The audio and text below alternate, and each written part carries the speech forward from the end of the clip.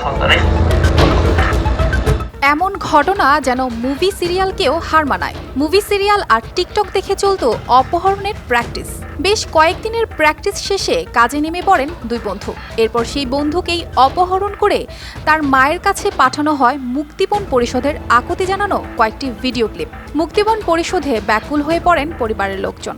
ক্যামেরাতে বেশি কিছু বলিনি, ক্যামেরাতে বললাম যে এই ছেলেকে যদি পাইতে হয়, যে আমাদের যে ডিমান্ড আছে এই ডিমান্ড অনুযায়ী আমাদের টাকা দিবা আর এই ছেলে নিয়ে যাবা, এটা বলি সেন্ড করে দিয়েছি ফোনের মাধ্যমে আর কি। তাছাড়া আর কিছু ইউজ করিনি, আমরা ফোন দিয়ে যা করছি সবকিছু।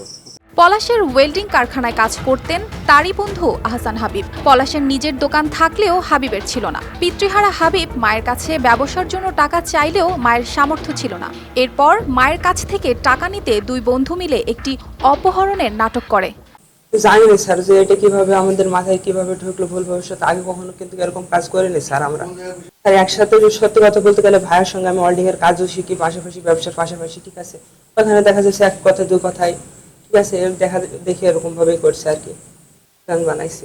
আমার আম্মু বলতে গেলে আমার নানির কাছে ভিডিওটা সেন্ড করেছিলাম, যেন মানে সবাই সব জায়গার কাছে, মানে যেগুলো কাছের মানুষ তাদের কাছে মনে করেন যে সেন্ড করেছিলাম যে তারা যেন আমাকে একটু হেল্প করে এজন্য। পলাশের ওয়েল্ডিং দোকানে বসে টিকটক, মুভি আর সিনেমা দেখে বেশ কয়েকদিন ধরে চলে প্র্যাকটিস। বেশ কয়েকদিন প্র্যাকটিস করে তারা অপহরণের কৌশল চূড়ান্ত করে। পরিকল্পনা অনুযায়ী সোমবার সন্ধ্যায় মায়ের কাছে খবর দেওয়া হয় হাবিব অপহরণ হয়েছে। তাকে মুক্ত করতে হলে 2 লাখ টাকা মুক্তিপণ দিতে হবে। সাজানো নাটকের অংশ হিসেবে হাবিবের চোখ বেঁধে টাকা দেওয়ার আকুতি জানানোর ভিডিও পাঠানো হয় মা সহ অন্যান্য আত্মীয় স্বজনের কাছে, যা দেখে প্রকৃত অপহরণ মনে করে দিশেহারা হয়ে পড়েন হাবিবের মা সহ আত্মীয় স্বজন।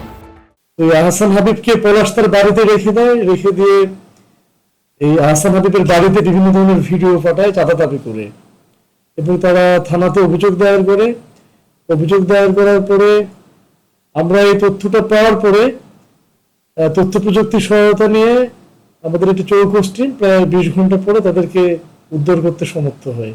পুলিশের চৌকস তদন্ত আর তথ্য প্রযুক্তির সহায়তায় বেরিয়ে আসে থলের বেড়াল। গাংনী থানায় পুলিশের জিজ্ঞাসাবাদে সব সত্যি স্বীকার করে দুই বন্ধু।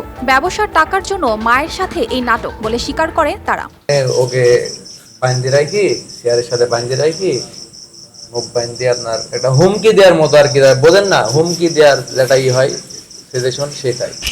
প্রথম স্যার আমি হচ্ছে ব্যবসার জন্য বাসায় কিছু টাকা চাই, বাসা থেকে আমাকে না করে দেয়। এই জন্য মনে করেন যে আমার বন্ধুর সঙ্গে হেল্প নিয়ে এই নাটকটা সাজালাম। এমনি হাত পা মনে করেন যে কোনো রকম আমার নিজের বান্ধিছিলাম, বান্ধে মানে তাদের জন্য বোঝানো যায় যে আমি হচ্ছে কিডন্যাপ হয়েছে। এই ভিডিও শুটটা করে শুধু খালি তাদের কাছে পাঠিয়েছিলাম, এতটুকুই স্যার, এর বেশি কিছু করেনি। পরিবারের অসচেতনতা এবং তথ্য প্রযুক্তির অপব্যবহারে যুব সমাজ বিপথে যাওয়ার চিত্রই ফুটে উঠেছে এই অপহরণ নাটকের মধ্যে, এমনটি মনে করছেন এই পুলিশ কর্মকর্তা। তথ্য প্রযুক্তির অপব্যবহারের একটি বিষয় এখানে আছে। এরা মিডিয়াতে বিভিন্ন বিষয়গুলি দেখে, বিভিন্ন সিরিয়াল দেখে আইডিয়াগুলো তারা অ্যাপ্লাই করার চেষ্টা করে। এটাকে এক কথায় বলতে গেলে বলা যাবে যে আমাদের আসলে যুব সমাজের নৈতিকতার অবক্ষয়। মোবাইল প্রযুক্তির অপব্যবহার আর মগজ বিগড়ানো কন্টেন্ট দেখে বেকার যুবকদের মাঝে বাড়ছে হতাশা, পরবর্তী অপরাধ প্রবণতা। এসব ঘটনার মধ্য দিয়ে সামাজিক অবক্ষয়ের চিত্রই যেন ফুটে উঠছে প্রতিনিয়ত। News desk, RTV।